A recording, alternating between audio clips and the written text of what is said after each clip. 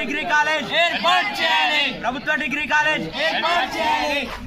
ప్రభుత్వ degree college ఏర్పాటు చేయాలి. కాల్సి వెంటనే జన్నారం మండల కేంద్రంలోని ఎంఆర్ఓ ఆఫీస్ ముందు నవతరం స్టూడెంట్ ఫెడరేషన్ పక్షంలో ఈరోజున విద్యారంగంలో సమస్యలపైన ధర్నా కార్యక్రమం చేపట్టడం జరిగింది. ముఖ్యంగా ఈరోజున చూసుకుంటే జన్నారం మండల కేంద్రంలో ప్రభుత్వ డిగ్రీ కాలేజ్ ఏర్పాటు చేయాలని చెప్పేసి గత కొన్ని సంవత్సరాలు కూడా ప్రధానమైన డిమాండ్ ఉంది.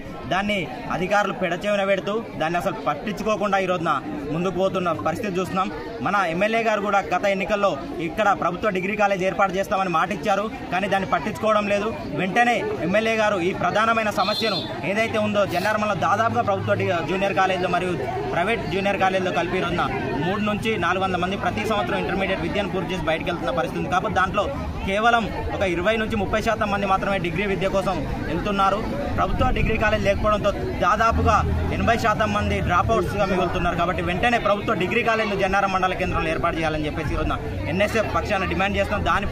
దాంతోపాటుగా ఈరోజున రాష్ట్రంలో ప్రధాన సమస్య అయినటువంటి పెండింగ్ స్కాలర్షిప్ మరియు రియంబర్స్మెంట్ కూడా గత 4 సంవత్సరాల నుంచి కూడా పెండింగ్లో ఉంటుంది. దాన్ని వెంటనే విడుదల చేయాలని చెప్పేసి లేని పక్షంలో ఆందోళన కార్యక్రమాలు చేపడతామని తెలియజేస్తూ, అయితే ఈరోజున మన ముఖ్యమంత్రి గారు పిసిసి అధ్యక్షునిగా ఉన్న సమయంలో వాళ్ళ మేనిఫెస్టోను ఖురాన్, భగవద్గీత, బైబిల్తో పోల్చుతూ ఒక మాట చెప్పారు విద్యారంగానికి సంబంధించి.